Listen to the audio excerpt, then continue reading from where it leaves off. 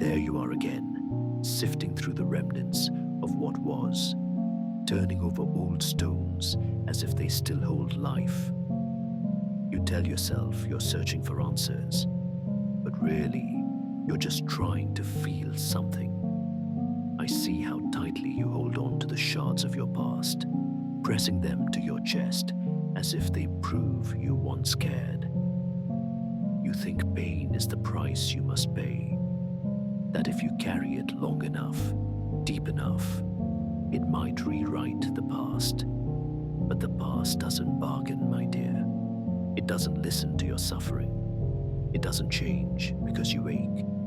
You tell yourself this sorrow is noble. But tell me, what foundation has ever been built on guilt alone? You call it responsibility, but true responsibility stands tall. This guilt of yours, it pulls you down, whispers lies that you are nothing more than your mistakes.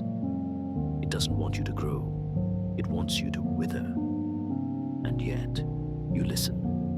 You build monuments in your mind to every regret, lighting candles to memories that haunt instead of heal. What are you truly afraid of?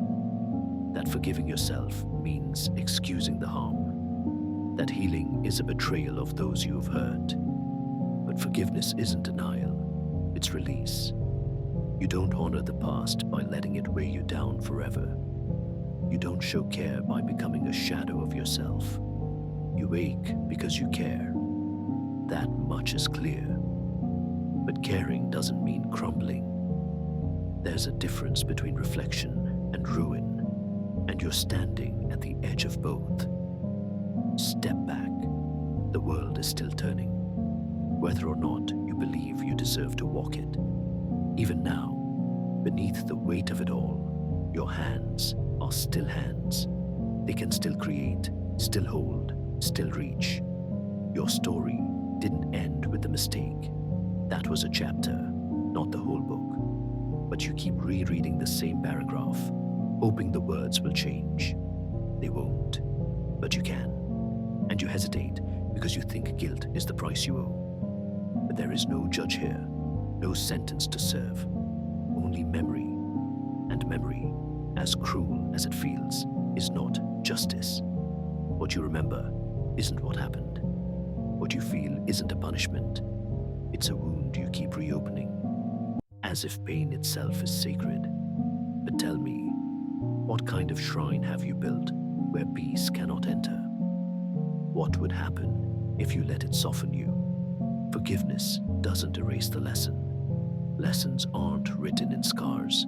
They're written in what you do next. And what have you done? You've woken up. You've breathed. You've tried. Isn't that enough? Isn't that holy? You keep waiting for someone to tell you it's okay, but no one is coming. Not because you're unworthy, but because it was never about them. It's about you, and whether you'll allow yourself to live again. Nothing in you is wasted. Not the shame, not the silence, not the years spent in regret. Even the ashes can grow something new. You are not the mistake. You are the soil where something beautiful can root.